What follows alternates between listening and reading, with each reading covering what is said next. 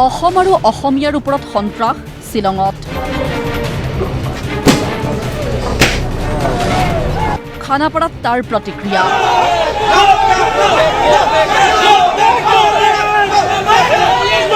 খানাপাৰাৰ পৰা শান্তি আৰু সমস্যা সমাধানৰ বাৰ্তা।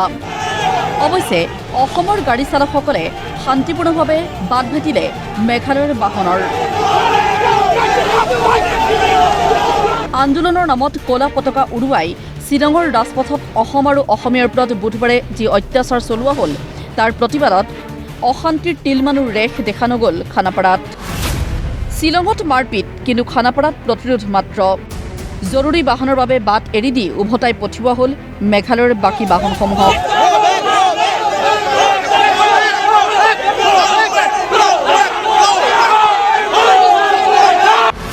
কিন্তু হিংসাৰ সময়ত নীৰৱ দৰ্শক হোৱা মেঘালয় আৰক্ষীক লৈ ক্ষুব্ধ চালকসকল। সেয়ে মেঘালয় আৰক্ষীৰ এখনো বাহন সোমাবলৈ দিয়া নহ'ল মহানগৰীৰ ভিতৰত।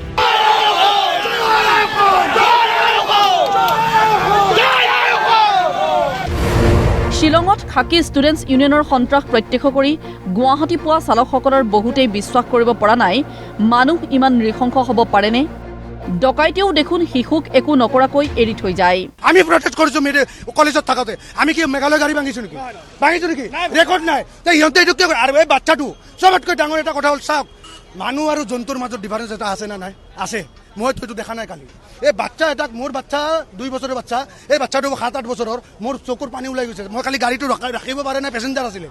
বাচ্চাটোক যে মাৰিছে, যদি এইখিনিত সোমাই গ'লে বাচ্চাটোৰ কেৰিয়াৰ বেন, যোন বাপেকে আছিল সিয়ে গম পাব। আজি মোৰ বাচ্চাৰ কিবা হ'লে মই যিমান দুখ পাম ইমান আপুনি নাপায়। সিহঁতে কেনেকৈ এইটো মানুহ হয় নেকি? আপুনি কওক। মই আপোনালোকক ক'ব বিচাৰিছোঁ, এনচাৰটো দি মানুহ নেকি? মানুহ এনেকা কৰে নেকি? আজিকালি ডকাইতেও ঘৰত যদি সোমাই ডকাইতে কৰে, বাচ্চাকে দি থৈ যায়। মানে সিহঁতৰ মানে মায় মমতা নাইয়ে মানে। আৰু যদি সিহঁতে যদি সেনেকে আমাক কৰে, আৰু আমাৰ অসমীয়াৰ টেষ্ট ইমান ঠাণ্ডা বুলি ভাবিছে, তাৰমানে চবে অৰুণাচল মেঘালয় চবে ঠাণ্ডা বুলি ভাবে। দুপৰীয়াৰ ফালে চালকসকলৰ প্ৰতিবাদত অংশ লৈ খানাপাৰাৰ ৰাজপথত এয়া বীৰ লাচিত সেনাৰ শৃংখল চলিহা।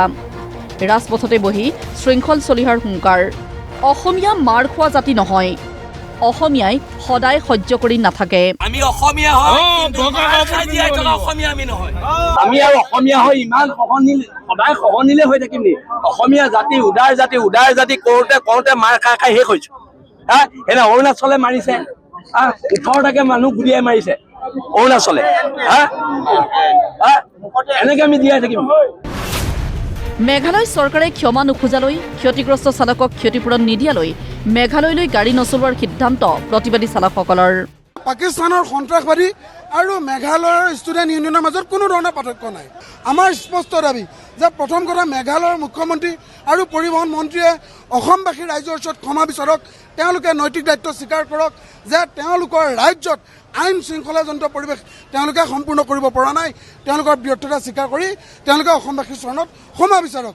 দ্বিতীয় কথাটো, যিসকল আমাৰ চালক আৰু যাত্ৰী অপমানিত হ'ল, শাৰীৰিকভাৱে অপদস্থ হ'ল, তেওঁলোকক উপযুক্ত ক্ষতিপূৰণ দিয়াৰ ব্যৱস্থা কৰক। ইফালে শ্বিলঙৰ ঘটনাক লৈ গৰজি উঠিছে সদৌ অসম ছাত্ৰ সন্থা।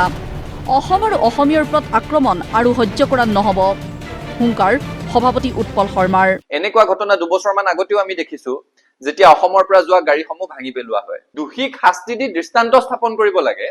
এই ধৰণেৰে গাড়ী ভাঙি থাকিব, তাৰপিছত আলোচনা হ'ব, পৰিৱেশটো আকৌ কিছুদিনৰ কাৰণে চিজিল হ'ব, 2 বছৰমানৰ পিছত পুনৰ গাড়ী ভাঙিব। এই প্ৰক্ৰিয়াটোৱে চলি থাকিব নোৱাৰে। যিসকল এই গাড়ী ভঙা কাৰ্যৰ সৈতে জড়িত, তেওঁলোকক দৃষ্টান্তমূলক শাস্তি দি মেঘালয় চৰকাৰে উদাহৰণ দাঙি ধৰিব লাগে। প্ৰতিক্ৰিয়া প্ৰকাশ AJYCPৰো। এইটো একেবাৰে এটা গৰ্হিত কথা। এনেধৰণে হ'লে মেঘালয়ৰ পৰা যিবিলাক অসমলৈকে গাড়ী আহে, আমি সকলোবিলাক আনে নালাগে মেঘালয়ৰ পৰা অহা চৰকাৰী যিবিলাক কনভয়, মন্ত্ৰীৰ যিবিলাক কনভয়, আমি এইবিলাকো বন্ধ কৰিবলৈ বাধ্য হ'ব লাগিব। ঘটনাৰ বাবে অসম চৰকাৰকে জগৰীয়া কৰিলে কংগ্ৰেছে। অত্যাচাৰ কৰিছে, মাৰিছে, পিটিছে। মেঘালয়ৰ একাংশ দুষ্কৃতিকাৰীৰ যি নিৰ্যাতন, যি আক্ৰমণ, ইয়াক আমি প্ৰতিহত কৰিব লাগিব। আৰু ৰাজ্য চৰকাৰে এই ব্যৱস্থা যথেষ্ট ভালকৈ ল'ব লাগে।